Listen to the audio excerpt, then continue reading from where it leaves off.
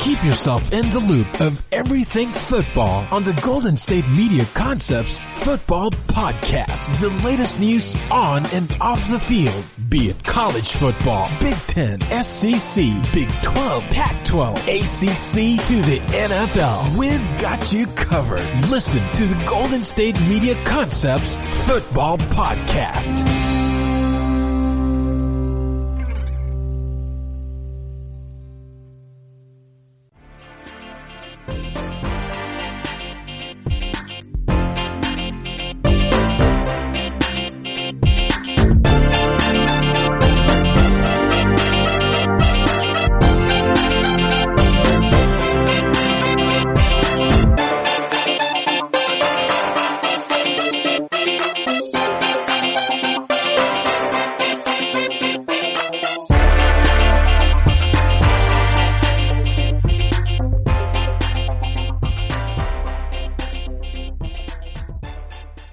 Welcome to the GSMC Football Podcast, brought to you by the GSMC Podcast Network. I am your host, Kendrick. How is everybody? I hope you're all having a fantastic day. We got a lot of stuff to get into today, but first off, I want to talk a little bit about COVID and the NFL. So as of July 16th, Tom Pelissero tweeted on behalf of the NFLPA, So he said that the NFLPA says that 72 players league-wide were known to have tested positive for COVID-19 as of last Friday, according to information made available to players, with roughly 2,800 players currently on rosters. That is about 2.5% of the workforce. Now, I do believe that this isn't, as I'm making this now, this is not accurate anymore. I believe that there are even more players who have tested positive. I believe that after this post, at least a few days later, Andrew Whitworth had came out, said that he had contracted it, that his whole family ended up contracting it. This is a serious problem, right? Like, COVID-19, it's not a joke. This is getting to a lot of people. I think, they've kind of predicted that at least half of the United States, or a little bit more than half of the United States, will at some point get infected with COVID. I am not entirely sure what the numbers are at the moment, but this is a serious thing. Wear your mask, wear your mask, don't touch your face, sanitize, wash your hands, everything. This is not, do you want sports or not, right? I think the CDC, they had even posted, the CDC director says, if all Americans embraced wearing a mask, the coronavirus could be controlled in 1 to 2 months. But obviously we have half of America that's sitting here saying, well, I don't want to wear a mask because it's my body, my choice, using that slogan. That's funny. And then we have another half of America who is sitting here saying, like, no, we're going to wear masks, we're going to social distance, we're going to, we want things to actually get back to normal. We're not just going to protest this and say that this isn't serious. COVID-19 is not a myth. It's not a myth. It's a serious thing, and I think people need to actually take it more seriously. When I see people out there with not wearing masks, it does bother me. It really does. It's at the end of the day, it is your choice, but it does bug me to see people just wander the streets, wander in buildings, wherever it is, and act like wearing a mask isn't a big deal. But to everyone who is wearing a mask, thank you so much, because I want my sports back. I want the world to go back to normal. Anyways, we got some stuff to talk about today. Derrick Henry got re-signed by the Titans. I'm going to talk about that a little bit. We're going to get into Dak and the Cowboys, and where I think Dak could end up playing, either after this season or just in general after his tenure with the Cowboys is over. We're going to get into the Washington controversy revolving around Washington D.C.'s football team, because a lot of stuff came out, a lot of it very, very disturbing, so we're going to get into that. And then I'm going to do my top 10 running backs in the league. I'm kind of going to base it off of my first subject of the day revolving around Derrick Henry's contract, because running back value is very different. Certain people value certain running backs over others. I'm going to give you guys my top 10 running backs in the league that I like and that I would want on my team.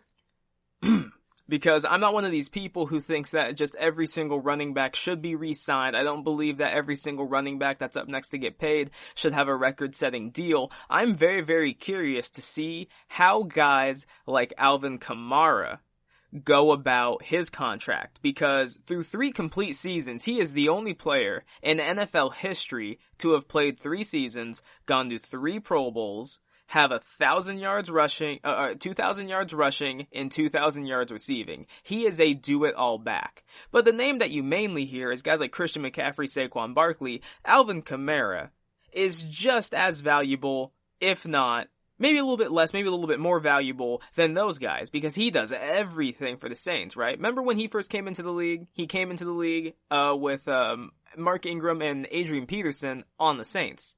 And because of him, they traded Adrian Peterson. They kept Mark Ingram, but they traded away Adrian Peterson. They said, actually, we don't need you. This kid's, excellent. And I've seen some of Alvin Kamara, his workouts are just ridiculous. But to go ahead and segue into this first topic. So, Tennessee really shocked people this past season. They went to the playoffs at 9-7. Ryan Tannehill saved their season. They started the year with Marcus Mariota. Everyone knew Marcus Mariota was going to be given a short leash with this team. Again, I think it was a gigantic mistake. I feel they should have used him better, but nonetheless, he was on a short leash with the team. After a rocky start, they put in Ryan Tannehill, and they didn't look back, right? Now, did they just all of a sudden sweep all the teams who were playing? No, they still ended up losing some games. They finished 9-7 though, and they were able to get into the playoffs. And all of a sudden, the star of this team became Derrick Henry. As the season went on, Derrick Henry became a monster. They ran their offense completely through him, a lot of play action, and it really helped Ryan Tannehill because Derrick Henry is a bigger back, right? He's 6 foot plus, he's 240, 250 pounds. He towers over most running backs. I've seen pictures of him next to guys like Mark Ingram or next to guys like Dion Lewis. He is just a big man. And because of that, when they'd hand him the ball, instantly a bunch of defenders are trying to get into that box to try and grab him because after contact last season, he had 1,200 yards. 1,200 of his 1,500 yards came after contact. His yards after contact were good enough to be the 4th leading rusher in the NFL. So they just do a play action with him. Ryan Tannehill had a guy one-on-one or wide open, and he was one of the most efficient passers last season when it came to play action, when it came to just playing in general. He had an outstanding season.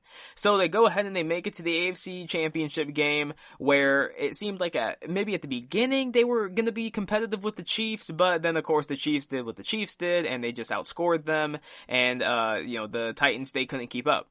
But they went into the playoffs, they shocked the Patriots, they shocked Baltimore, and then seeming like this Cinderella ride's going to lead them into the Super Bowl, and it ended up getting cut short, and so next thing you know, it was time for them to go ahead and figure out what they were going to do at quarterback. Were they going to keep Mariota for another season? Were they going to give him another chance? Were they going to go with Ryan Tannehill? What were they going to do? Derrick Henry was going to be up for a deal, everything.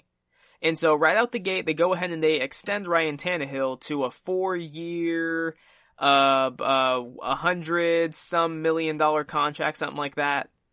I believe 118, 62 million guaranteed. So a pretty good deal. It's not a record-setting deal or anything like that, but they gave him a good deal. They've locked him up for the next few years, and they want to see if they can run this thing back.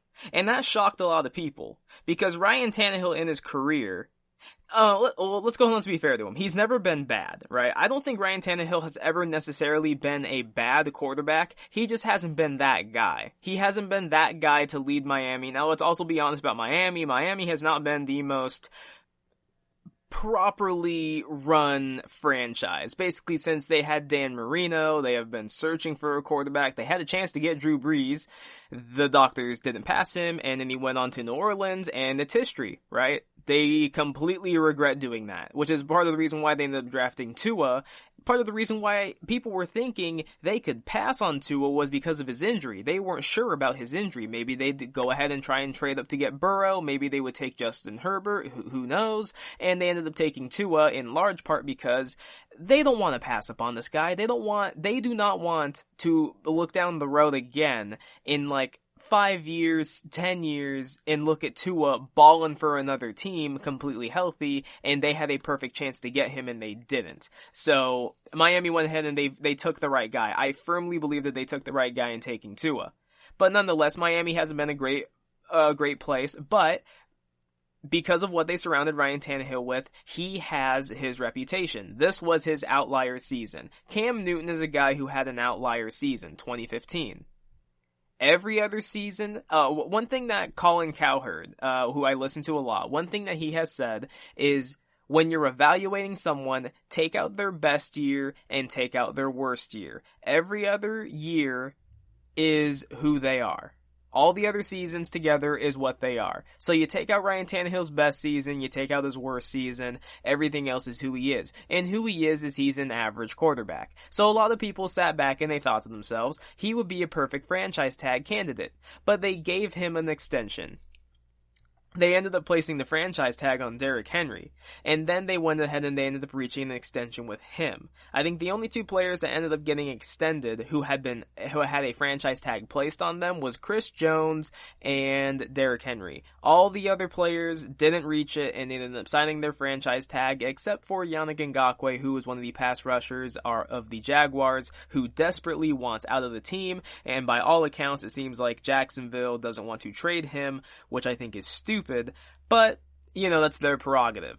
Look, I think either way, the Tennessee Titans were screwed no matter who they paid. Because,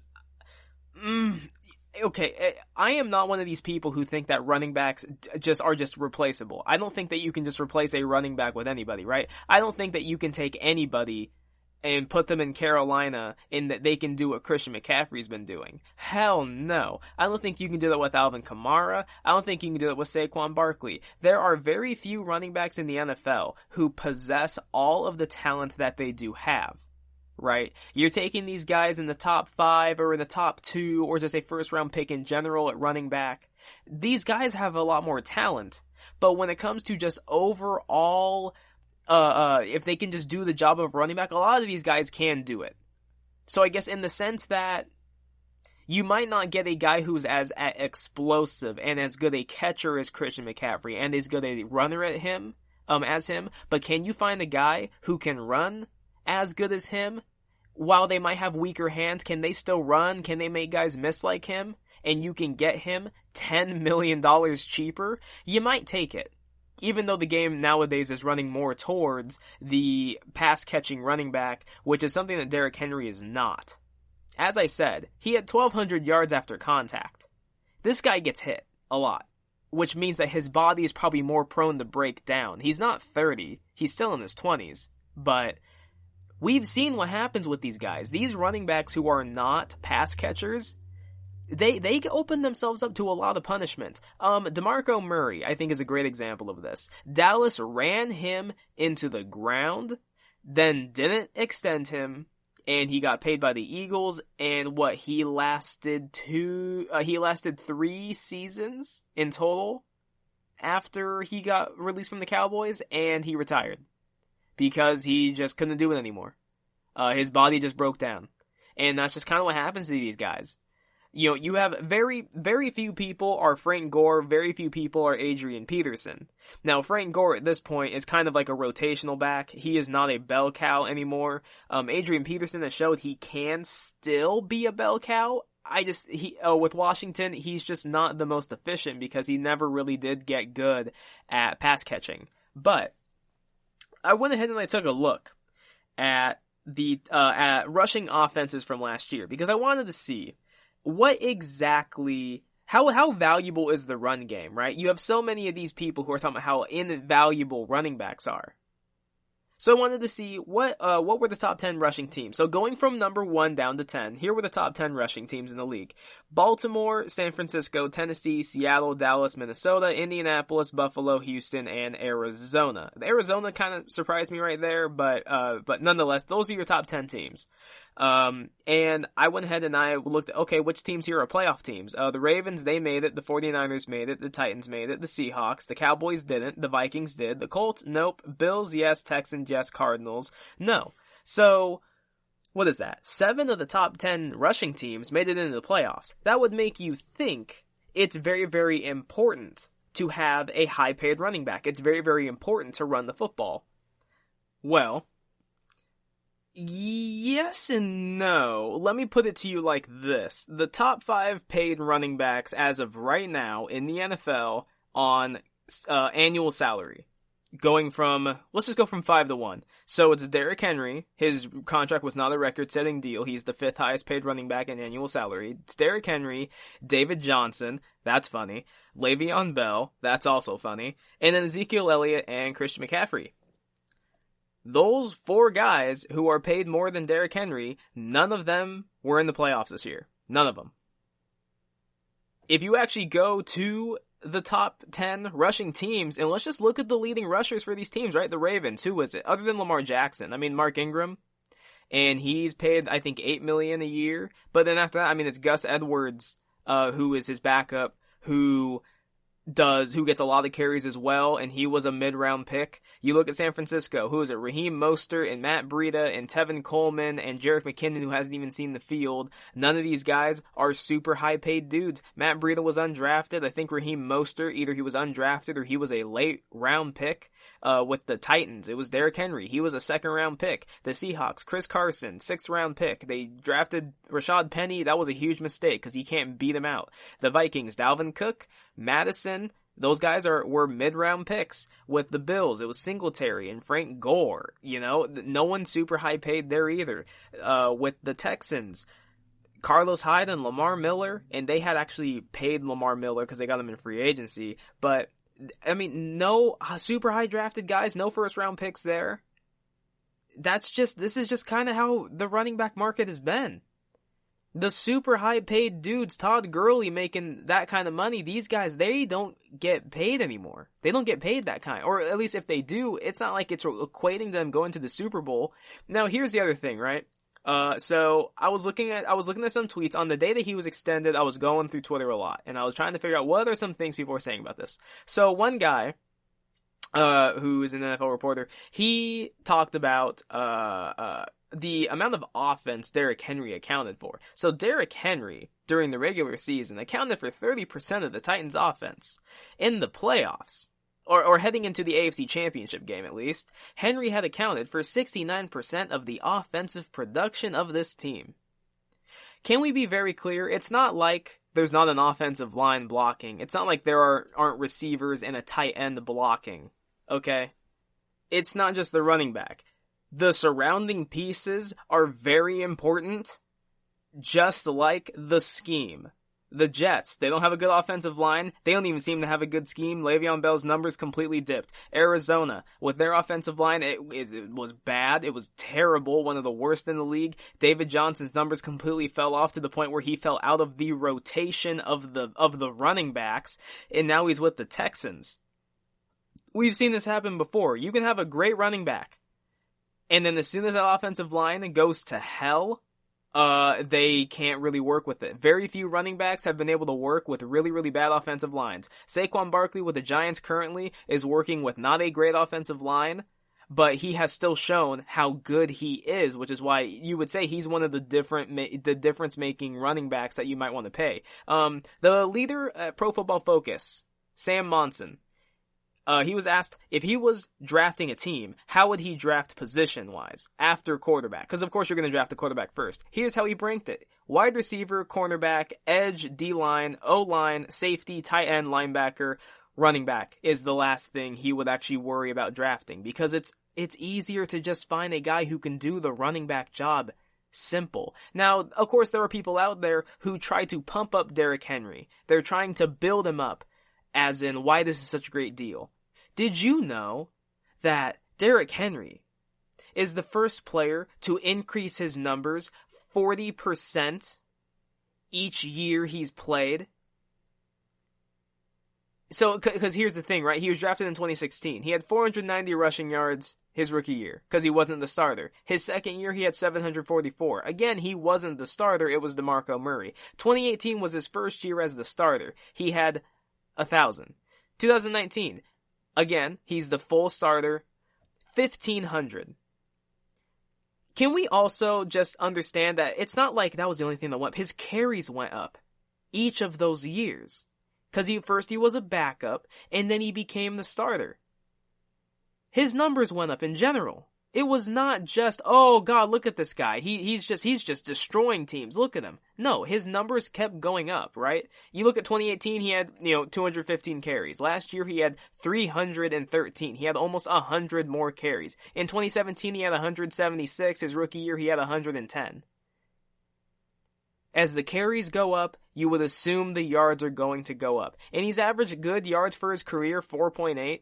The thing is, though, as soon as their offensive line, if it gets worse and they lost their star right tackle, Jack Conklin, they still got Lewan, they still got some players on it, but as soon as that offensive line starts to go bad and Derrick Henry is not necessarily that pass-catching back, his value will significantly drop. That's just what happens. Now, he does have some things you can kind of look forward to. Since 2017, he's forced 136 tackles. That is the most in the NFL. In terms of scrimmage yards last year, so combining his catching and running, he was ranked 4th in the league. But the thing is, I think he had about 1,800 total scrimmage yards. So with 1,500 rushing yards, he had like 300 some receiving yards. So again, he's not really the pass catcher. He was ranked 9th in rushing grade, 13th in wins above replacement, and all that garnered him the 5th annual salary. It wasn't record breaking, so this isn't something that's going to really damage Tennessee's cap, but at the same time, I do have to say, this isn't a guy who fits today's NFL. Now, Tennessee is a big team. If you look at their team in general, I mean, they look bigger. Their team in general just looks huge. Their offensive line is just huge. As long as their line is good, then having a guy like Derrick Henry would be fine. But he will break down over time.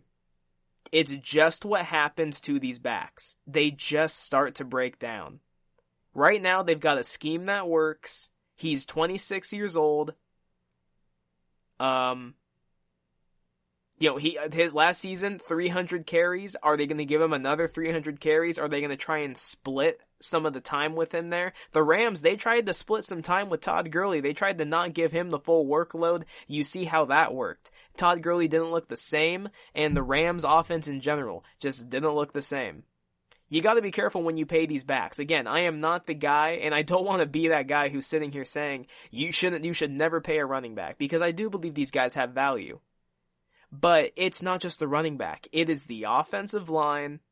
It is the scheme that you run. San Francisco is a perfect example. Their offensive line is good, but they don't just run it up the middle. They also do a lot of misdirection, a lot of sweeps, a lot of swings to the side, to the left, or to the right, whatever it might be. They do a lot of deception. Your scheme is very, very important. With Derrick Henry, you kind of know what you're going to get. You're going to hand it to him left or hand it to him right behind that big offensive line and hope they can block it.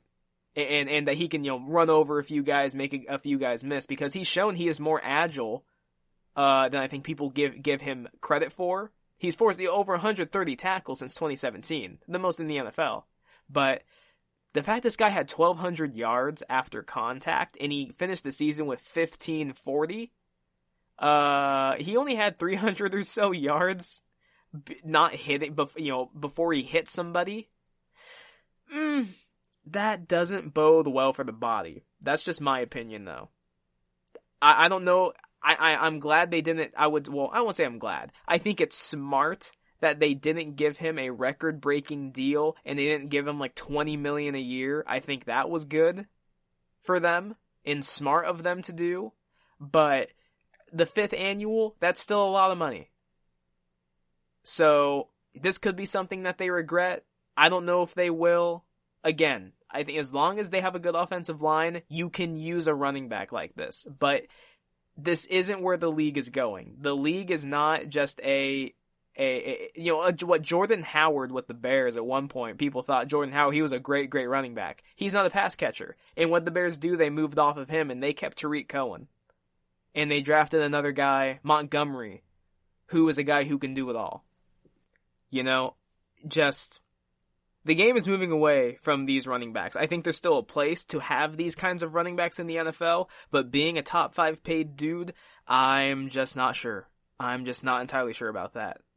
Anyways, stay tuned. Next segment, we're going to talk about Dak Prescott and the Cowboys, what ended up happening between them, and where I think Dak could end up finding himself after his tenure with the Cowboys is over.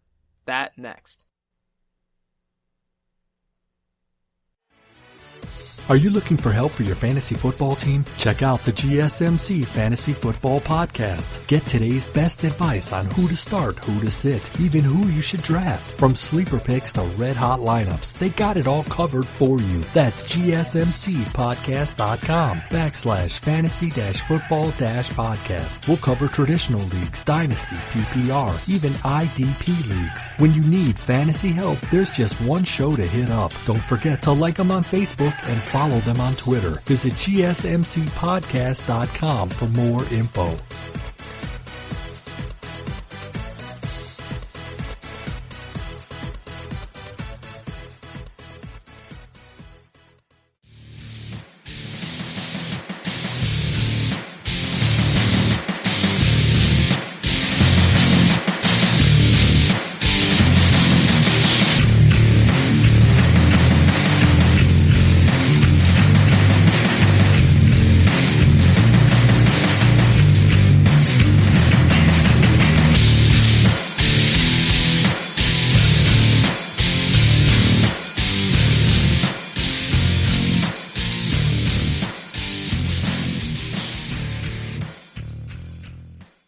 Welcome back to the GSMC Football Podcast. Last segment, we talked about Derrick Henry re-signing with the Titans and what I kind of think that this deal means for the Titans. My concerns about the deal involving a player like Derrick Henry with his style of play. We've seen what happens to running backs like this before, and so I just think be a bit cautious when you're signing a running back like this who is more of a runner and really not much of a pass catcher. Anyways, let's get into Dak and the Cowboys and the fact that I think he could have a new home. So obviously, with the franchise tag deadline having come and gone, Dak signed his franchise tag.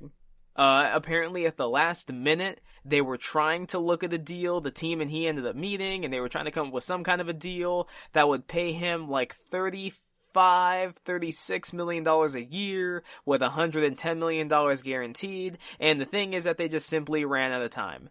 Now, my whole standpoint with this is you have had plenty of time to work on a deal here. Remember, at the beginning of the season, Jerry Jones said that a deal was imminent, and when a reporter asked him and said, what exactly does imminent mean, he said within days they would have a deal done.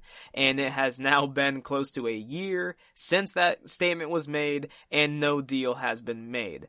And I think that I understand both sides of it. At the end of it, I think you could kind of look at it both ways, right? You could say it's a good thing because Dak last season was not that great, though he was ranked by Pro Football Focus as the 10th best quarterback in the NFL.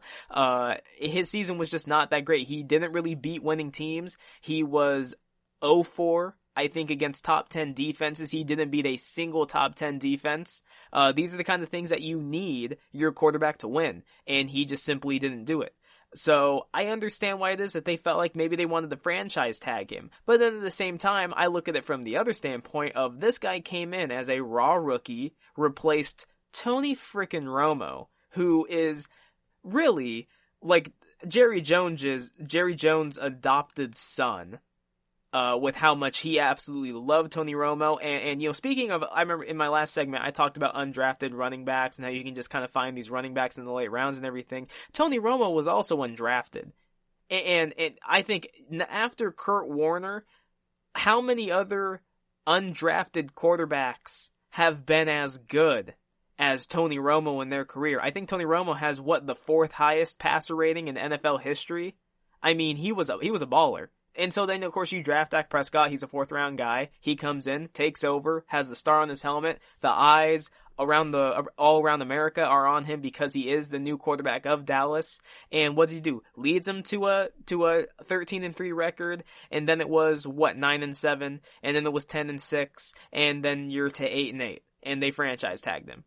You can make a great case that they should have re-signed him because of what he has done for the franchise, but they proved to everybody that they don't believe in him. They don't believe in him yet. They need to see more. They at least feel like they need to see more. It's their prerogative, but my standpoint is also, I think this could seriously fracture their relationship. It happened with Washington. Now, Washington didn't offer Kirk nearly as good a deal as Dak was offered. So let's go ahead and let's put it this way, because I have also seen this. this standpoint, and I do agree with this. Dallas showed they don't love Dak at what Dak wants. What Dak wants, they don't love him that much, but they love him at their price. It's that thing of, you want your cake, you can't have your cake and eat it too. You can't say you love Dak, but then also say, but we want you at our price. You know, you gotta meet in the middle there somewhere, and they just simply weren't willing to do that. Whereas with other quarterbacks, other teams that absolutely love their quarterbacks, they will meet whatever deal it is that they want. And maybe it's to the detriment of the team, and maybe it's to the positive of the team. It all just kind of depends. Obviously, you know, Stafford, he got what he wanted, and I'm sure there's many who believe that was a giant mistake because he hasn't won anything in his life. You know, Dak has won more playoff games in 4 years than Matt Stafford has won in 10. And yet they had no problem paying Stafford. But I have also said that teams, they shouldn't be following the precedent that other teams set. Just because one team makes a mistake doesn't mean that you make the same mistake. No, it shouldn't mean that.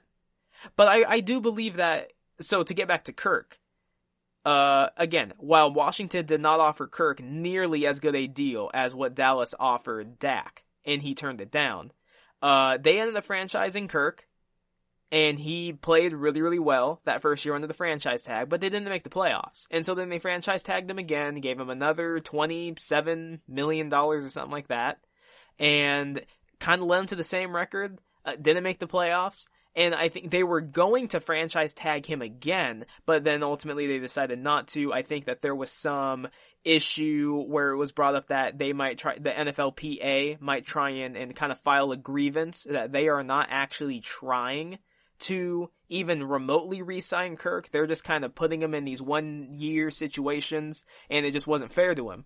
But Kirk and their relationship was never the same. And you could probably say that after the stuff that has come out about Washington, which I will discuss here shortly in my next segment, you can probably argue it was a good thing that Kirk didn't resign. Because, my God, it is a mess in Washington. Kirk went on to go and sign with the Vikings on a very good deal. 3 years, $87 million, fully guaranteed.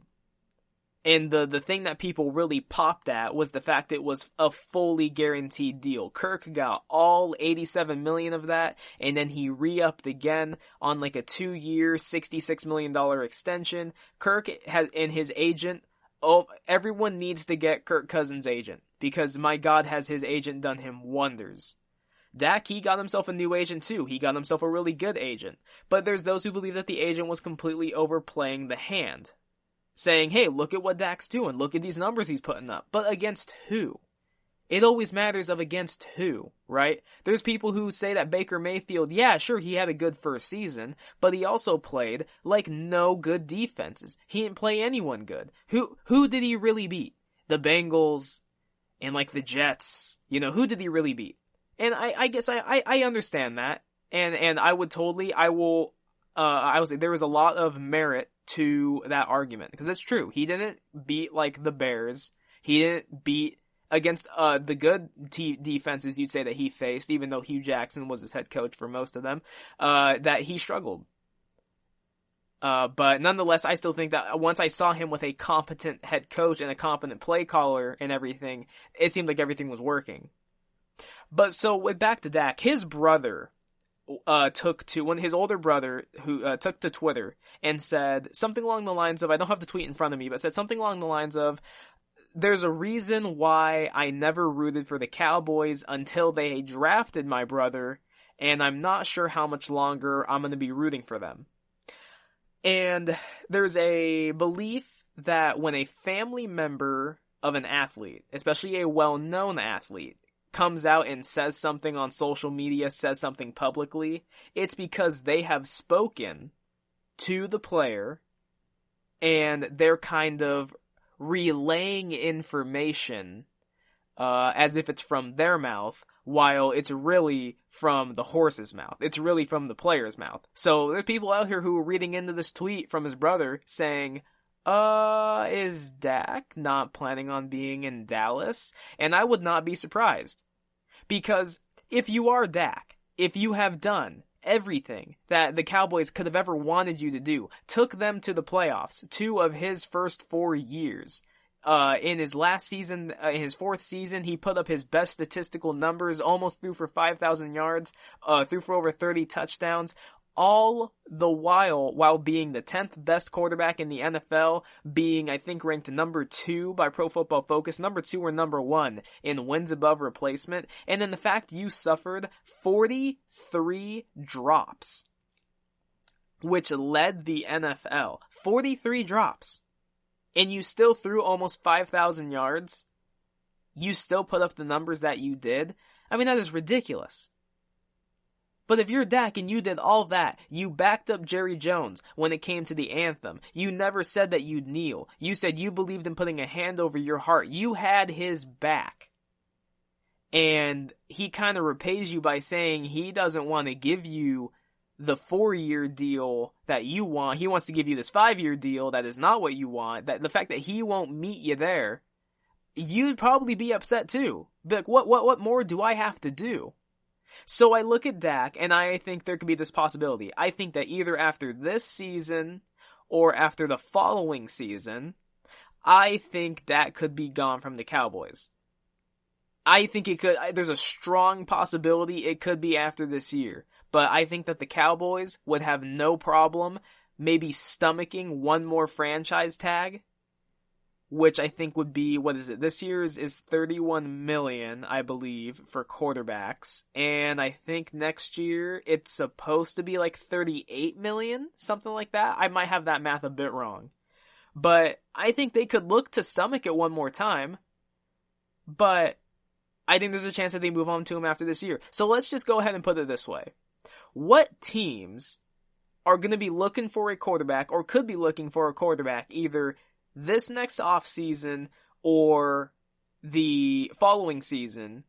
What are some teams? Now, I don't think that Dak is going to want to go to some team that's on a contender. What? After this next season, I think he'll be 25 or 26, something like that.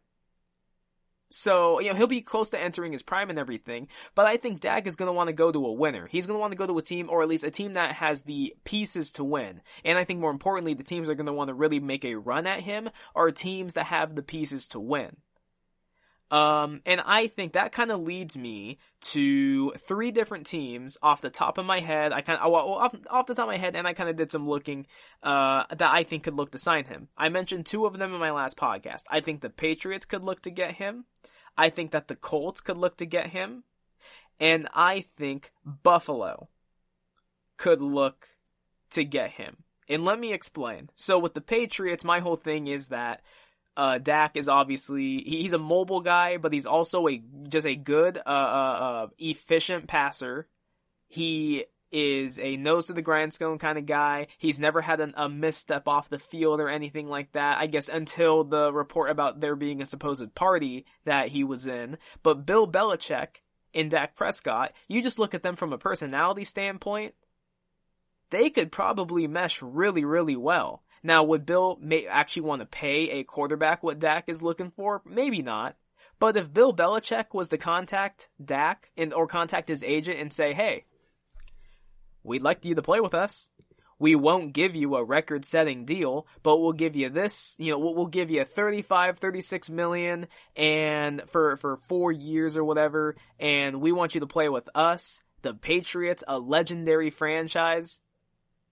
Would Dak maybe accept that? Would he maybe look at the chance of playing under Bill Belichick as a great opportunity? Maybe he would. I could see it working, especially just from the personality standpoint. A lot of people have referred to Dak as being Brady-esque because of how he carried himself so early in his NFL career. And Brady, remember, he didn't start as a raw rookie. Dak did.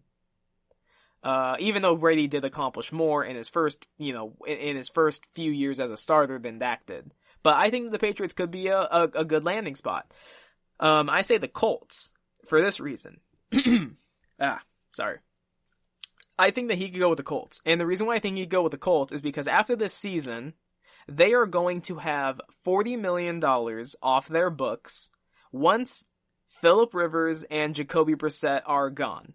Now, could they maybe look to bring Jacoby Brissett back? If they say that they want him back as a one more year or just as a backup, I mean, they could. I think that they have given up on Jacoby Brissett, though. I think they've seen what his ceiling is. He's a average, below average starter. He's a really, really good backup, and that's probably where he's going to remain in his career. I don't know if another team is going to want to give him a chance, but $40 million comes off the books. You have that offensive line. Your defense is improving. Your GM has been drafting really, really well. You've got a good head coach, some good skill position players and everything. If Jonathan Taylor, their running back, because I think Marlon Mack is set to become a free agent this coming offseason, which, by the way, speaking of running backs, just to get into this, because I didn't get into this in my last segment. So I ended up finding this graphic, and it showed running backs this coming offseason that are projected to be free agents. Some of these guys could be re-signed, but here are the running backs projected to be free agents in this offseason. So Todd Gurley, Dalvin Cook, Alvin Kamara, Joe Mixon, Kareem Hunt, Aaron Jones, Leonard Fournette, Marlon Mack, Kenyon Drake, and Phillip Lindsay. And I mentioned a few of those guys. Joe Mixon, he's another guy, very good running back. Can catch, run, everything. Kareem Hunt, another guy, can catch, run, everything. So I'm just saying, I didn't mean to get off on a little bit of a tangent there, or get too far off topic, but I just wanted to bring that up really quickly. This coming free agency could be absolutely loaded with running backs. But Jonathan Taylor, if he can hit with the Colts and then you get Dak Prescott, I believe that is a playoff team, and I believe that could be a team that, do I think that they'll beat the Chiefs? Probably not. But do I think they can make a run? They could, possibly. Catch the Chiefs maybe on a bad night. A few unlucky interceptions, few unlucky turnovers. The referee, the ball doesn't bounce in their favor. Could they win? They could, definitely. So I think they could look to grab him. And then the final team I think he could go to is the Bills. And here's why. I don't believe in Josh Allen. I just don't. While some people say that the Bills have been vindicated in getting Josh Allen because they went to the playoffs in his second year, I still think Baker's better. I still think Sam Darnold is better. Josh Rosen at this point has been delegated to being a backup. I think Josh Rosen is probably better than Josh Allen. The thing that bothers me about Josh Allen really is his inaccuracy. He is so inaccurate.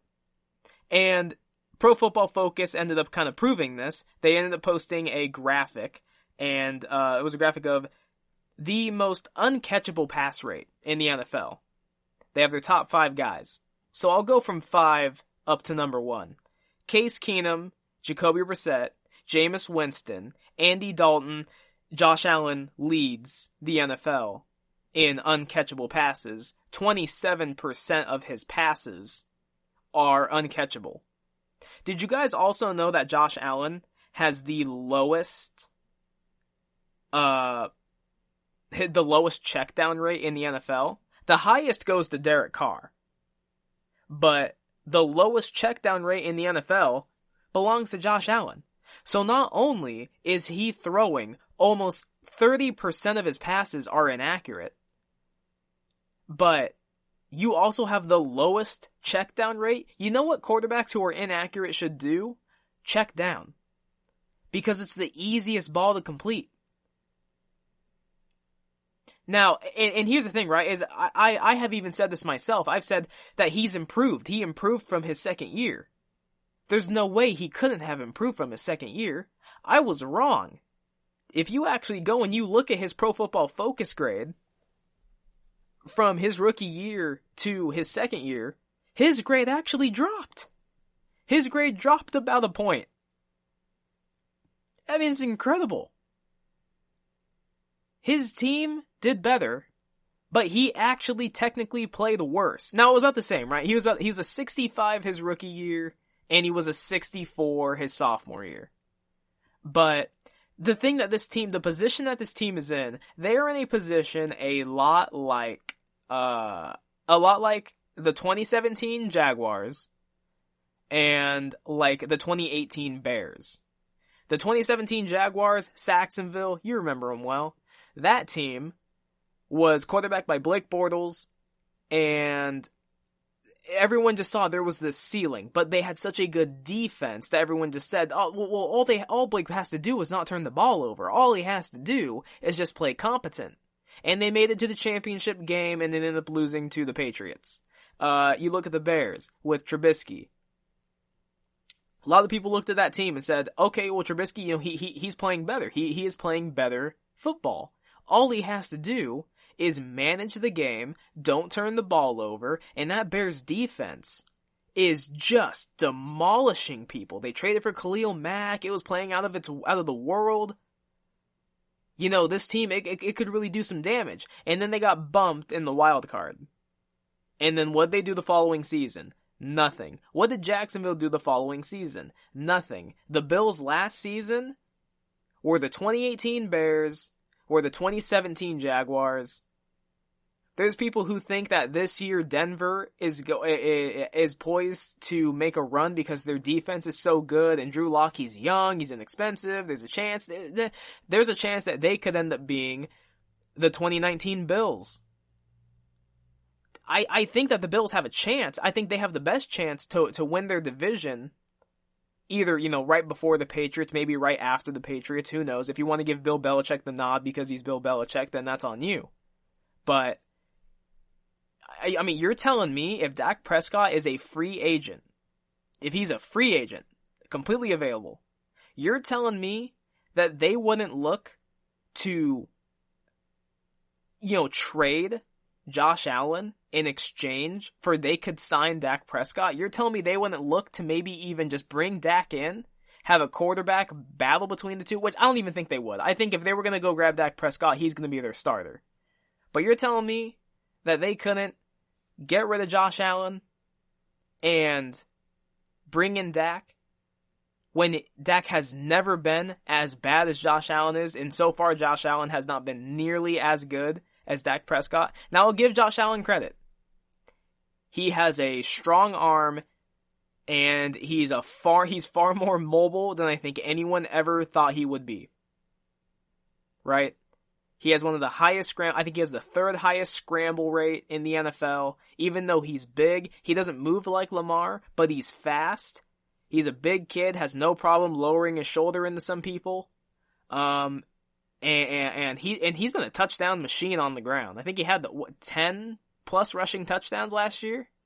So look, even though maybe his numbers are getting better, his play didn't get any better statistically or by Pro Football Focus's measure.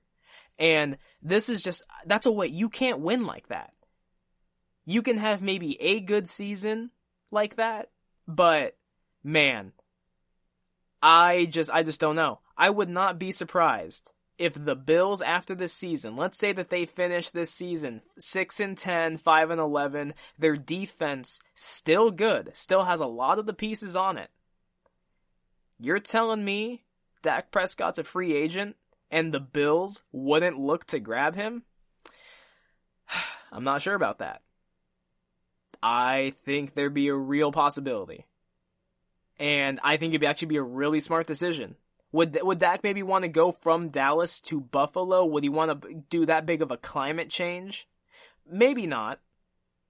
He'd lose a lot of the national TV commercials because he's no longer the Dallas Cowboys quarterback. I think he'd lose a lot of those commercials. Buffalo's not really a huge place to play. The weather's not good. Very snowy. Right now, Dak plays in a dome. Would he necessarily want to go there? Maybe not. But if Buffalo was willing to ante up the pay, and you've got that defense, and so far this GM looks like he can really draft players, especially late round guys, hey, you might jump at it. You just might. This wouldn't be the first time we've seen a team look like they have their guy or think they have their guy, and then all of a sudden they move off on them. Not the first time. So, anyways, coming up next, we're going to talk about the controversy revolving around Washington, D.C. It's very, very disturbing, and so we're going to get into some of that. And stay tuned. My final topic of the day, I'm going to get into my top 10 running backs that I would personally want on my team currently in the NFL. That coming later. Check out the show that's built on the MMA. From the UFC to extreme cage fighting, they got the fights covered. Check out the GSMC MMA podcast. Get the latest news on past or upcoming fights. Join us as we talk to and about some of the biggest names in the MMA, past, present, and future. When it's the fight game, there's just one show to check out. GSMCpodcast.com/MMA-podcast. Don't forget to like them on Facebook and follow them on Twitter. Visit GSMCpodcast.com for more info.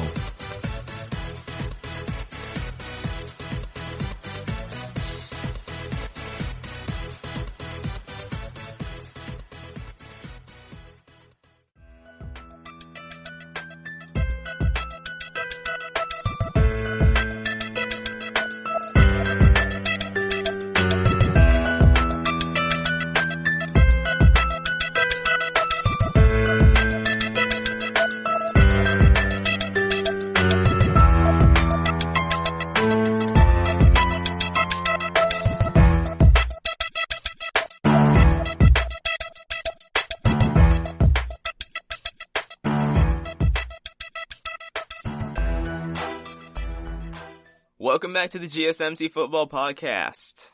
Last segment we talked about Dak Prescott and the Cowboys, where I believe that could end up after his tenure with the Cowboys is over. I think there's 3 possibilities, because when you franchise tag a player, especially a quarterback, usually the relationship at that point is fried and usually does not recover from that.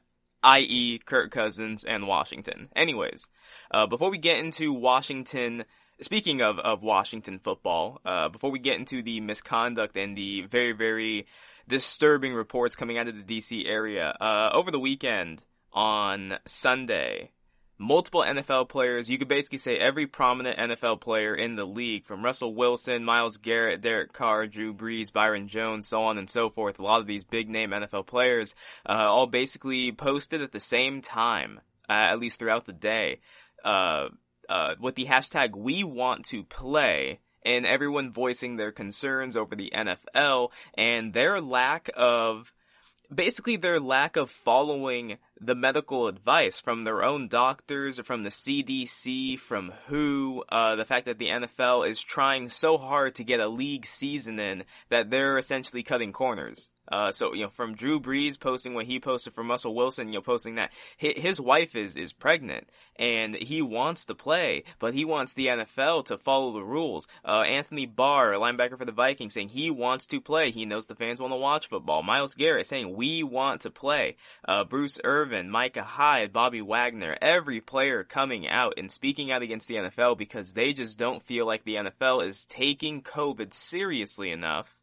And that they're just not following the health regulations, that they're trying to do things their way, and the players don't like it. That is the thing that has been kind of holding, that is the elephant in the room, is how is the NFL going to actually go about COVID this season? And so far it seems like they're not taking it nearly as seriously as the players would like, and as other organizations have, right? The NBA has a bubble. They have taken it very seriously. They're spending, I think, $1 million a day to keep this bubble running.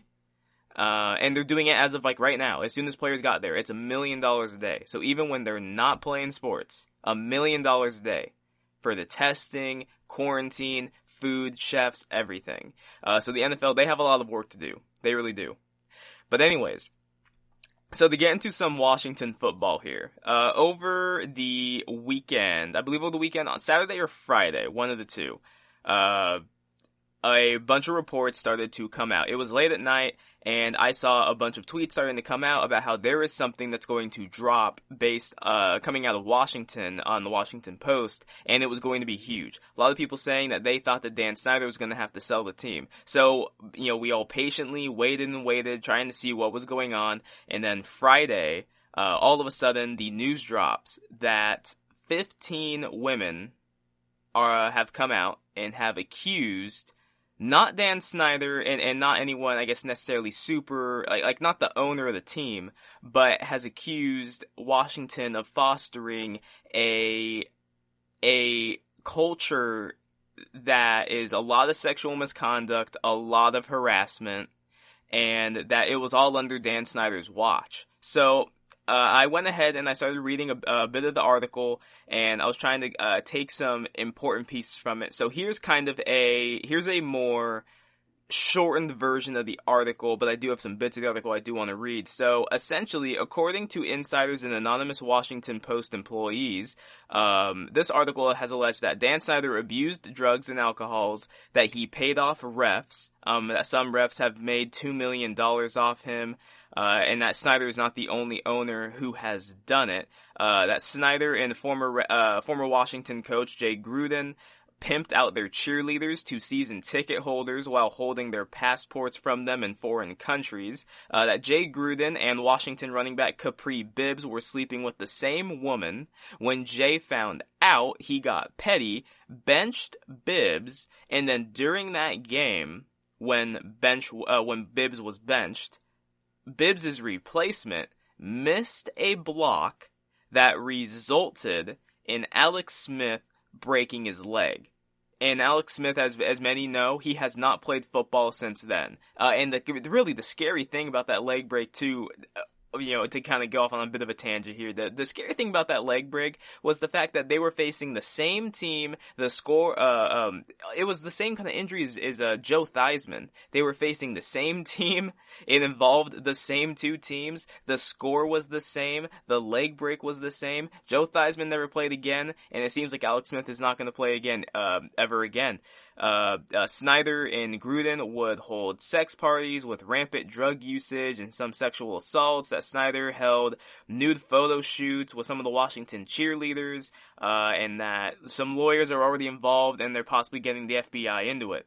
So Emily Applegate, who was an employee for the Washington franchise, to read here a bit of the article. So, Applegate, who started working for Washington in 2014, she settled into a daily routine. She would meet a female coworker in the bathroom during their lunch breaks, to commiserate and cry about the frequent sexual harassment and verbal abuse they endured. They cried about the former chief operating officer's expletive-laced tirades. Applegate said that she recalled him calling her effing stupid, then requesting she wear a tight dress for a meeting with clients so the men in the room would have something to look at.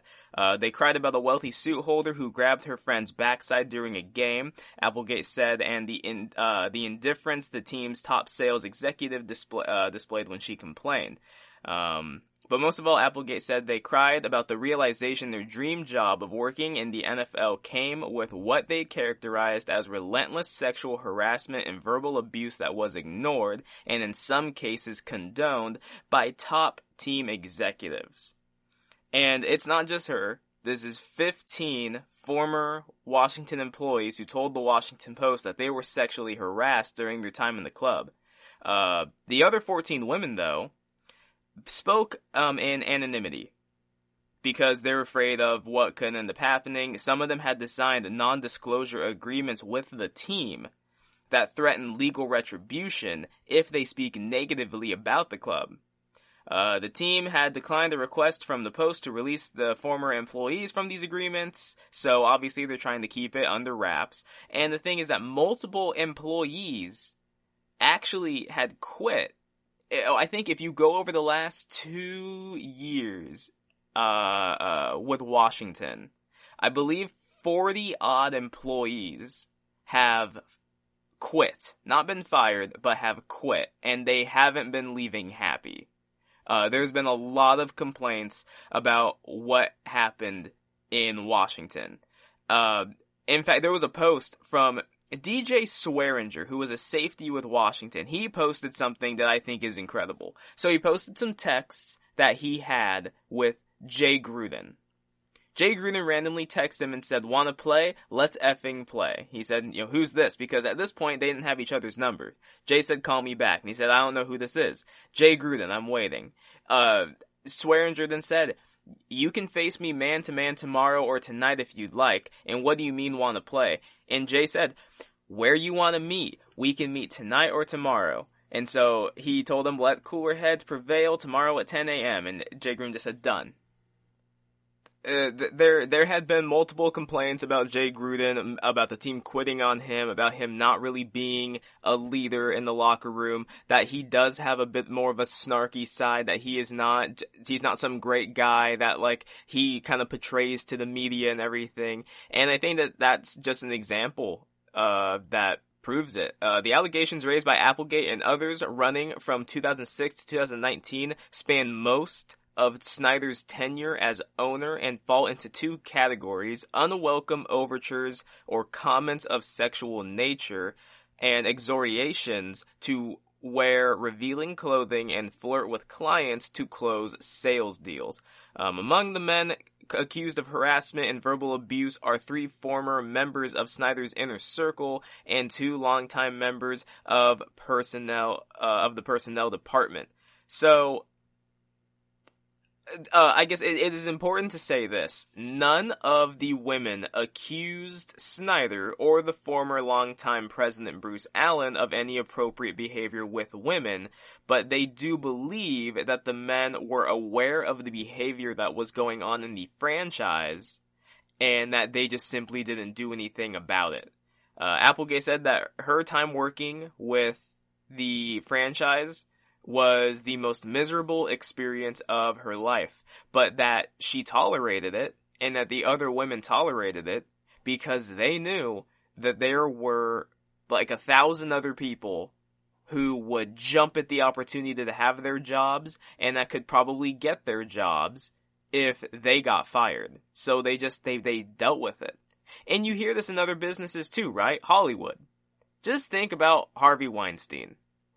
How many women did he take advantage of because they really, really wanted to get into the show business, because they really wanted to get into movies? This is in every single line of business, and it shouldn't be.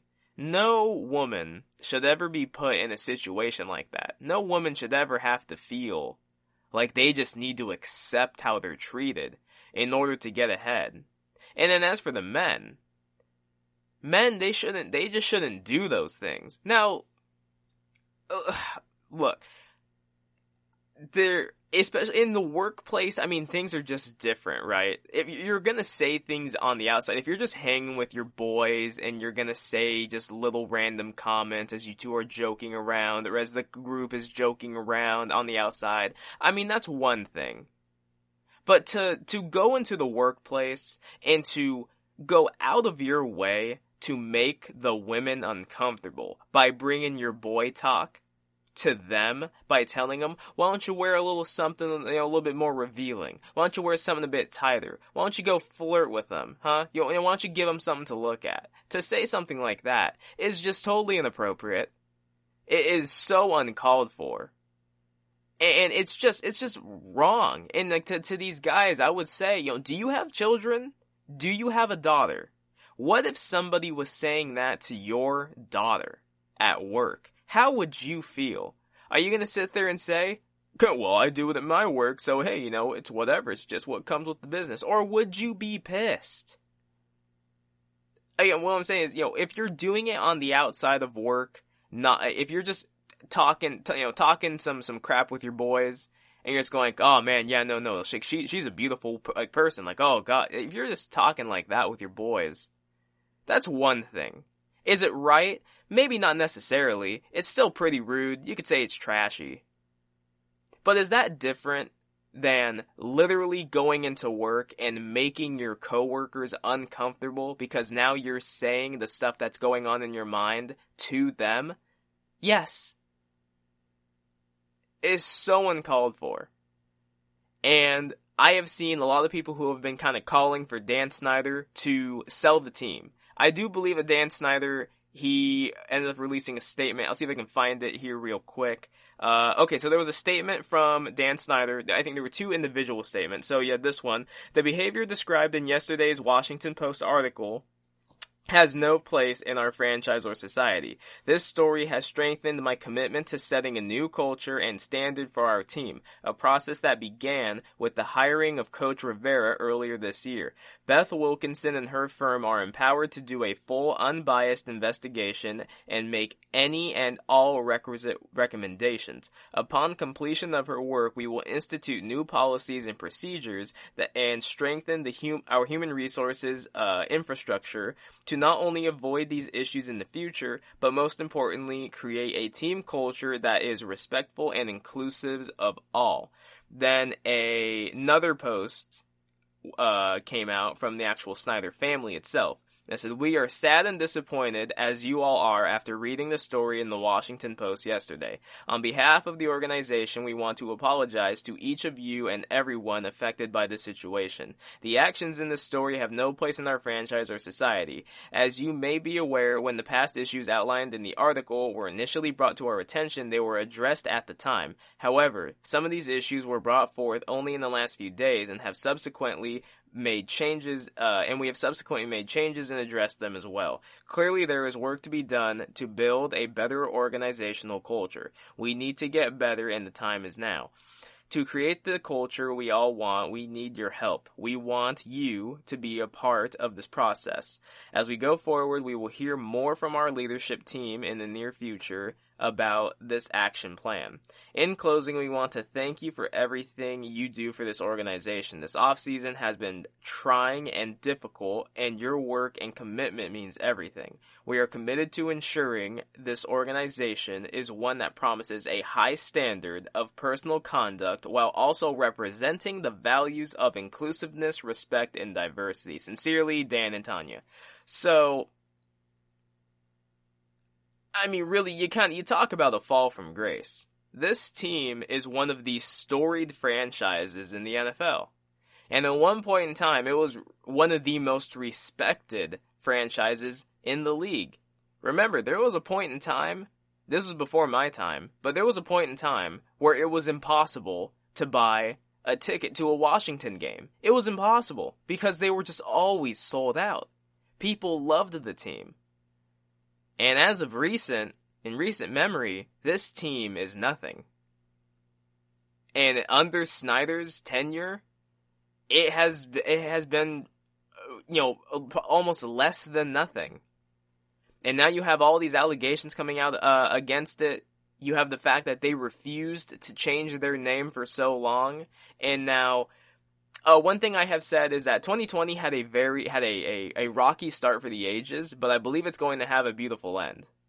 And you see all the change that's coming, whether it be with the Black Lives Matter movement, with the standings in political offices, the people who are getting put into these positions now. And then obviously you look at what's going on with some of these sports franchises who are looking at changing their names and changing their logos so that they can actually be more politically correct and not have a derogatory term. We're moving in the right direction. And part of moving in the right direction, though, is you gotta out this kind of stuff. Now, do I think that Dan Snyder is going to sell the team? No, I don't. I do not believe he's going to sell the team. Unless something comes out that literally says Dan Snyder did something to one of these women, or a woman comes out and alleges that he did something to her, nothing will really happen to Dan Snyder. He has said he loves owning this team. He really wanted to own a team. He loves this team. Even though he has to change the name of it, he doesn't have any plans to sell it. And I understand people's anger because this stuff happened under his watch. Mark Cuban, who's the owner of the Dallas Mavericks, he is very, very familiar with allegations coming out against his team. In 2018, there were a whole bunch of allegations that came out against the Mavericks of sexual misconduct, so on and so forth. And it was stuff of the same nature of that it wasn't Mark Cuban who was doing it, but that people's complaints weren't being heard. that the women, they didn't know who to go to, because it seemed like it was almost like a fostered behavior. And Mark Cuban came out and he essentially said, in regards to the Washington franchise, that, look, Snyder, if this stuff is happening under your watch, like, you are responsible for it. Even if you didn't do it yourself, you are responsible for it. And I think that's a big sentiment shared amongst the masses, is that this stuff happened under Snyder's watch, and that is why so many people don't want him to sell the team, is because this stuff did happen under his watch. And if he did know about it, and he just didn't do anything about it, then, like, that's terrible. And he should be reprimanded for it. I think that all of these women are owed an apology. Again, I don't really know if Snyder should lose his team or not. But if anything, all these women are owed an apology. All of the men who made these comments, who touched these women, who did all these just despicable things, I think that they should all face some sort of punishment. I would love it if these women were released from their non-disclosure agreements that they signed, like, ahead of time, so that they wouldn't speak badly on the club. I firmly believe they should all be let go of this. If they really want to make a step in the right direction, release these women. All this stuff is out. Everyone is currently just setting fire to the Washington organization. You might as well let these women speak. And come out, be able to use their name and everything, if they want to. Obviously, some of them probably want to stay anonymous, but to the ones that want to attach their names to this, they should be able to come out. So, it was very, very disturbing to see all these reports come out of Washington. I mean, this franchise really fell from grace.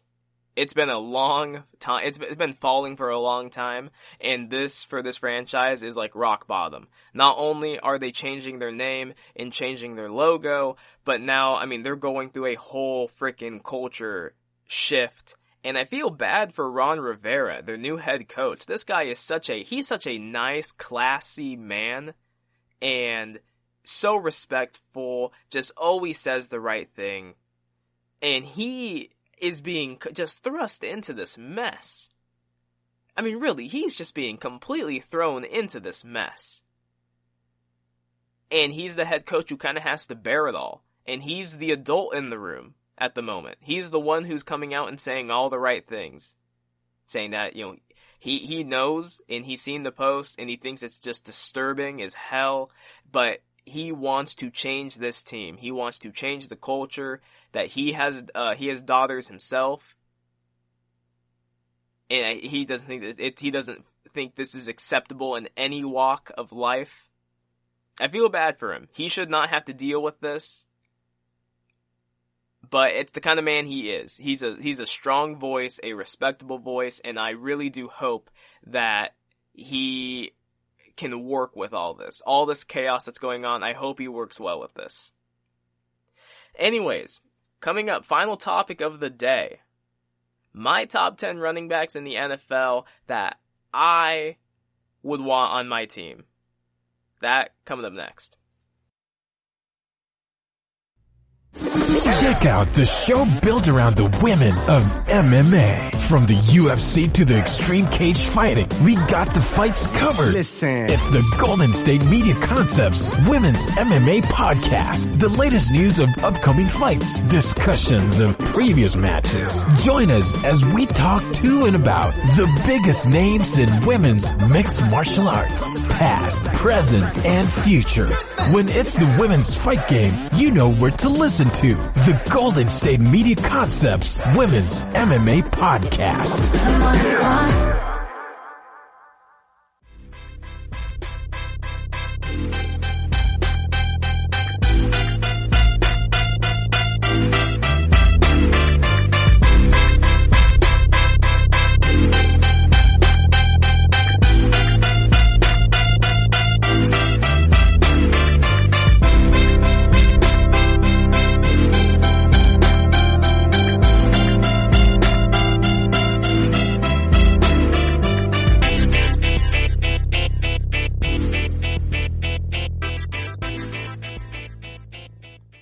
Welcome back to the GSMC Football Podcast. Last segment, we talked about the controversy right now going on in Washington, D.C. revolving around their football team with sexual misconduct allegations and harassment allegations coming out against them. Just a complete firestorm surrounding this franchise on top of the fact that they are going through a change of their name and their logo. I even think Madden has said that they are going to feature a generic Washington team. There will be no logo. I don't even know if they're going to have a name for the team by the time the game comes out, unless the franchise puts a name out and logo out right now. I'm not sure how that's all going to work, but I'm very interested to see. Anyways, we are going to get into my top 10 running backs that I would take on my team right now in the league. So the way I did this list is I looked at the starters on every single team, and I did my rankings of them, and I essentially took who I finally had in my top 10, and I gave my reasons as to why it is that I would take them in the spot that I would. So let's go ahead and let's start. We're going to go from 10 down to 1, 10 being the running back that I like the least,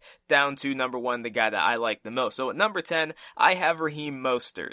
Now, Raheem Mostert was an undrafted player, was on several teams before finally finding a home in San Francisco. As of right now, he currently wants a trade from the team because they're not paying him a whole lot. He's 28 years old. They had him on like a 2 or 3 year, $8 million deal, something like that, because of because of the fact that he hadn't really done anything in his career. But San Francisco liked him. They gave him an extension. He wants to be paid more. He was an absolute superstar this last season and really made a name for himself in San Francisco. During the regular season, he had 137 carries, not a whole lot, but it was for 772 yards, 5.6 yards a carry, which is ridiculous. He then went into the postseason and said, watch this, I can do even better. He had 53 carries in the postseason for 336 yards. That is 6.3 yards a carry. You watched him. He dominated in the playoffs. He made the Packers look ridiculous in the postseason and in the regular season. He is 28 years old, which is why I have him at number 10. But watching this dude run, he has speed. And maybe it is San Francisco's system. It just works really great with him. And maybe this is just the system he has to run. But clearly, you put him in the system that he works well with, this dude's like unstoppable. I mean, just watching him run against teams, you almost wonder, how's this undrafted dude doing this? Where did he come from? How did so many teams not keep him? Why did so many teams pass on him? And hell, San Francisco, they've made it work. I don't know if they're going to trade him, but I have him at number 10. At number 9, Derrick Henry. Again, 1,800 scrimmage yards throughout the year, led the league with 16 rushing touchdowns. The dude is 6'2". He's about 240, 250. He is an absolute load to bring down. My knock on him is that he's not too versatile. Not really a pass-catching back. You're sure as hell not going to line him up out wide because I don't know who he's going to beat downfield or anything like that. He is a straight line runner. He has shown, obviously, he does have some wiggle. He's forced the most missed tackles since 2017, but he's not the Saquon Barkley, Christian McCaffrey, Alvin Kamara type of running back that you can say with certainty can go out there one-on-one, or even one-on-two, whatever it is, and make some guys look just ridiculous. He's gonna mow over some dudes, knock you down, stiff arm you, but my thing is that this kind of playing style, these running backs, they break down a lot quicker. But Derrick Henry, he's 26 right now. I can easily see by the time he's 29, 30 years old, that he is at that point a journeyman style running back because his style is just too punishing. At number 8, Joe Mixon. Now, this name probably surprises some people. He's been the AFC's leading rusher 2 of his first 3 years in the league.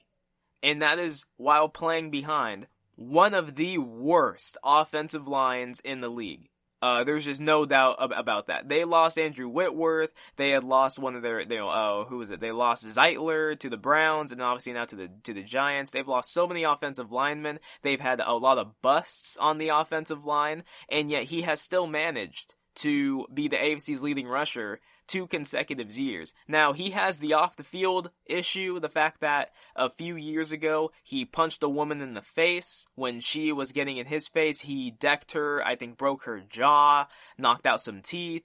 That was a whole thing. That was why he ended up falling to the second round, where people said the Bengals stole him in the second round. If he hadn't had that controversy, he would have been a first-round pick. In college, he showed that he could run the ball as well as he could catch the ball. I don't feel like the Bengals have been using him to the fullest of his abilities because he has really good hands and his numbers haven't necessarily shown that in the league. But I'll take the guy. His abilities are there.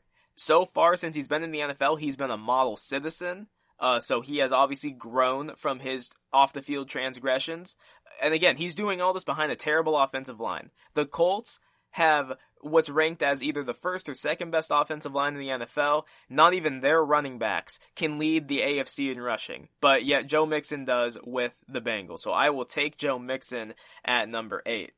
And number 7, I have Nick Chubb. Now, Nick Chubb was finished as the highest graded running back in the NFL. And I have him at 7. So some people are probably sitting here right now and they're like, well, how does that make any sense? Well, my thing is, again, Nick Chubb is not really a versatile back. Now, what he has shown is that he is a home run threat when he gets that ball. He is very difficult to bring down. He does have a wiggle to him, but my knock, again, is just that he's not that versatile. As a pure runner, he's great, and he's young. You know, he just finished his second year in the league. He would have been the NFL's leading rusher if Derrick Henry didn't account for 99% of the Titans' offense. But I love Nick Chubb. I think he's great since entering the league. You know, he was a mid-round pick. And he's the reason why the Browns felt like they could trade Carlos Hyde. He has been their starter. He and Kareem Hunt, those two together are a great 1-2 punch. It's mainly Nick Chubb. Hunt doesn't see the field as much at running back, but Nick Chubb's great. I just think, again, this is his style of play does not bode well for the running back. At least in terms of longevity. So he needs to work on his catching. He needs to see if he can, try and transition a bit into the slot so that they can use him in some other ways, because as long as he is just really a runner, there's only so long you can last. There's only so many teams that just want a running back who is a pure runner. Most teams now want a guy who is more versatile. I have Nick Chubb at number 7. And number 6, I have Austin Eckler. And now this name probably surprises some people. Some people probably don't even know who the hell Austin Eckler even is. Austin Eckler was, at the beginning of the season, the starter for the Chargers. And while he was starting for the first few weeks of the NFL season, he was Pro Football Focus's highest graded running back in the NFL. He finished the season the 4th graded running back, and that was with Melvin Gordon coming back, once again taking over as the starter. Once again, then getting the majority of the snaps at running back. But here's what's crazy about Austin Eckler is that he finished as the 4th highest graded running back. He was the highest graded receiving back in the NFL. Had a grade of like 90 something. He was the only guy who was, close behind him. He was better than Christian McCaffrey, who I think was a few points behind him. But he had 447 snaps in the backfield, 72 in the slot, 81 out wide. He finished the season with 92 catches for 1,000 yards and 8 touchdowns to combine with 550 rushing yards. He only started 8 games this year. He is going to be the starter of the team this year, because Melvin Gordon is now in Denver. And Eckler, was undrafted, had signed a good extension for him. It was one of the extensions I think NFL teams would like to give these running backs more often. But again, this is that thing of you don't need to draft a guy super high for them to be a good running back. You can find running backs anywhere. Eckler he's good. He has a great skill set. He is elite in the pass-catching game, which is more what this game is towards. I think that he and Taylor in this offense, I think they're going to look really good this season. So I got Eckler at number 6. At number 5, I have Aaron Jones. He was graded as the 5th highest rusher in the NFL. So I have him at 5th. Pro Football Focus graded him at 5th. I do have him a spot above Eckler, though, because he has shown that at least he can handle more of a load carry-wise. He averages 5 yards a carry for his career, 5th graded rusher last season, 16 rushing touchdowns. He was tied with Derrick Henry, and he didn't have as many carries as him. But there's some people who believe he was the real MVP of the Packers this last season. It wasn't Aaron Rodgers because he didn't look the same, but Aaron Jones was a monster. He was a 5th round pick. He showed last season was his first year as the starter. So he got his most carries, his most yards, his most touchdowns, his most opportunities to also be a receiving back. And he showed everyone that he can. I think he finished something with like about 50 catches or so, about 500 yards. So he showed that he can be a receiving back. I expect to see him do that more throughout this next coming season.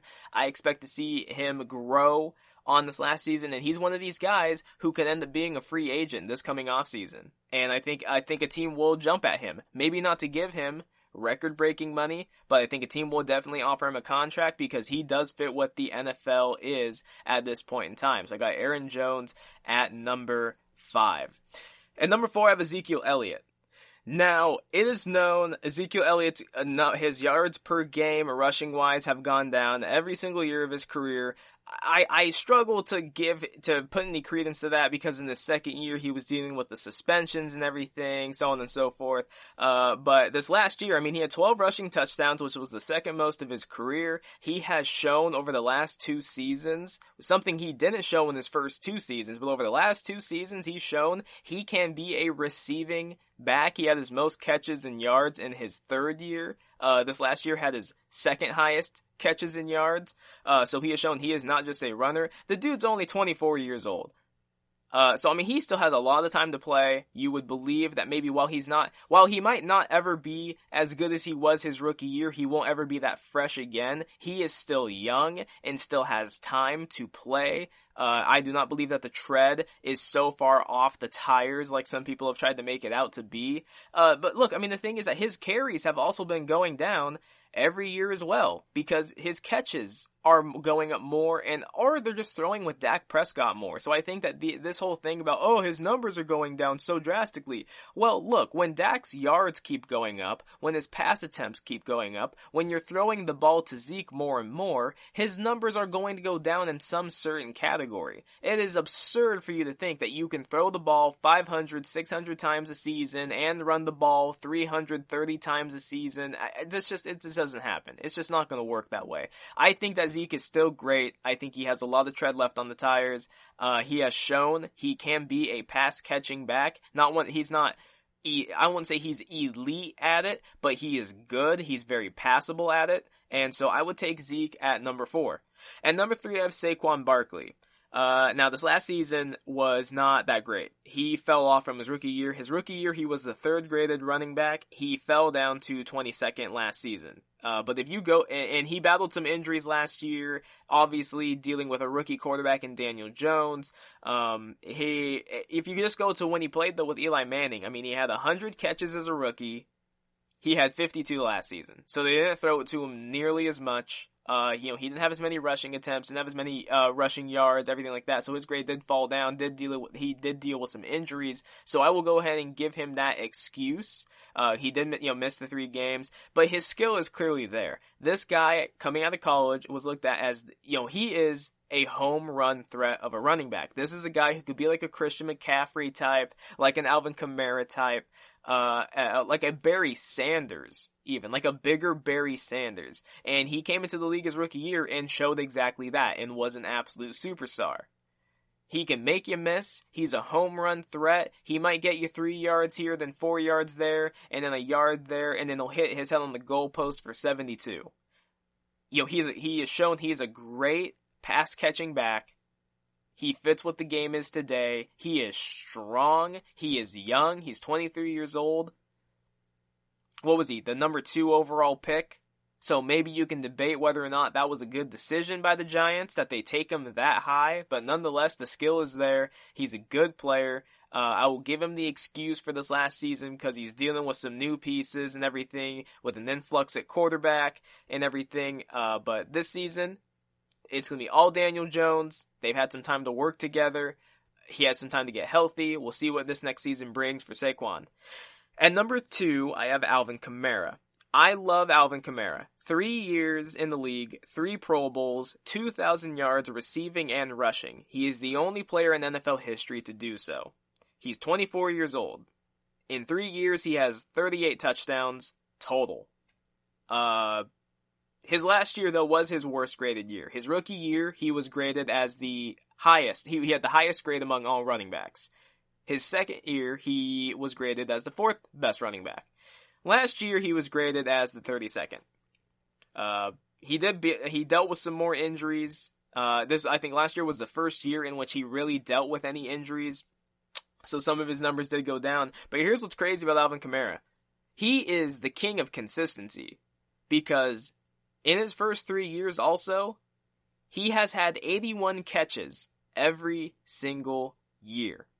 Not rushing attempts, 81 catches every single year. If you watch this guy's workouts, he is a workhorse. He does some crazy balancing type workouts, and so you can see why it is that he is so difficult to bring down to the ground when you watch him play.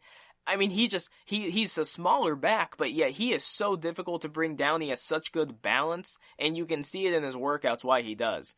He is another guy who's going to be up for a contract. If I was the Saints, I would try and re-sign this guy. I would not let this dude walk. I would not try and lowball him. I would sign this dude to a good contract because he fits this league. He is a difference maker at running back. He was a 3rd-round pick. He was not used to his fullest potential in college, clearly. But the Saints loved him, traded Adrian Peterson when they drafted him. I think that Kamara is fantastic. I have him at number 2. And at number 1, probably no surprise to some people, I have Christian McCaffrey. Look, 3 seasons, he has the 2nd most catches in a 3-year span, behind only Michael Thomas. Remember when that record belonged to Odell Beckham?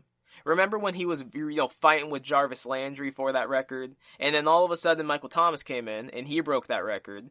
Christian McCaffrey is now 2nd as a running back. That is incredible. And he does most of his lining up at the backfield. He does most of his catching coming out of the backfield. They're not lining him up out wide. They don't necessarily always line him up at the slot. He lines up as their true running back. And he's just that good. And there's a lot of people who don't necessarily give him the credit all the time because he is a white running back. And that looks a bit goofy to some people. But he can ball. If you can ball, you can ball. Every single year, his carries have gone up. Every single year, his catches have gone up. His total yards have gone up every single year. Last season, he was a first-team All-Pro, and that garnered him a 4-year, $64 million extension with the team. I think he's also 24 years old, so by the time this deal is over... I think he still has, or I guess actually technically, yeah, since it was his 3rd year, he actually still has his 4th year, his 5th year, 3 years. So he's going to be under contract for the next 6 years? Yeah, 6 years. So he should get out by the time that he's about 30 years old, which in many people's mind is usually kind of the cutoff point for running backs. But the fact that he is as versatile as he is, the fact that he can catch as well as he can run, maybe if not better, depends on the way you want to look at it. I believe that his lifespan in the NFL could be extended because you're not just running him between the tackles, though he has shown he can do that. You are also using him in different ways, getting him the ball in different ways. That's not always opening him up to being crushed by a linebacker, crushed by a defensive lineman, that sometimes he's facing a cornerback, sometimes it's a safety, giving him chances to just be able to get out of bounds without getting hit, leap over a guy, who knows. But I think that at the moment, he is the best running back in football. I would most certainly take him first if I had my pick of any running back in the NFL. All right. So there's my top 10. So to reiterate my list again, so I have it starting from 10 to 1. Raheem Mostert, Derrick Henry, Joe Mixon, Nick Chubb, Austin Eckler, Aaron Jones, Ezekiel Elliott, Saquon Barkley, Alvin Kamara, and Christian McCaffrey. I'm sure there's some people who disagree with the list, but hey, you know what? We all disagree on some stuff. I am open to hearing what other people's pushback is against my list, because I think it's always interesting to figure out what different people's lists are, and then you kind of see what people value. I value versatile running backs. I like you to be more versatile. Some people are just so good at running the football purely that you make an exception but those are the guys that I would take. Some people might be surprised I don't have Todd Gurley on there. I just don't know how healthy Todd Gurley is, but otherwise I would have taken him. But I just don't know what his condition is, because since his knee started acting up, he has not been the same, and of course the Rams moved on from him. Good show. We covered a lot, and yeah. Thank you for listening to the GSMC Football Podcast, brought to you by the GSMC Podcast Network. I would like to ask that you please remember to subscribe to the show and write a nice review. That really helps us out. Also, if you can, please follow us on Facebook, Twitter, and Instagram. Thank you, and have a good night. You've been listening to the Golden State Media Concepts Football Podcast, part of the Golden State Media Concepts Podcast Network. You can find this show and others like it at www.gsmcpodcast.com. Download our podcast on iTunes, Stitcher, SoundCloud, and Google Play. Just type in GSMC to find all the shows from the Golden State Media Concepts Podcast Network, from movies to music, from sports to entertainment, and even weird news. You can also follow us on Twitter and on Facebook. Thank you, and we hope you have enjoyed today's program.